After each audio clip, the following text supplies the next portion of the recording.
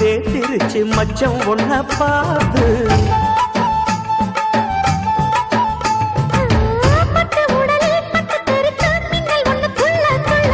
வெக்கம் துடிக்க விளக்கணைக்க ஜன்னல் கண்ணை மூடிக்கொள்ள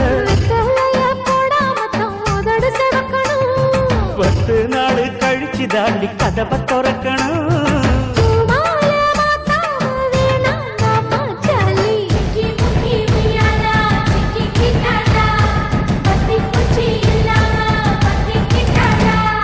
மச்சாங்கிட்ட முந்தானைய தந்து வப்பாளா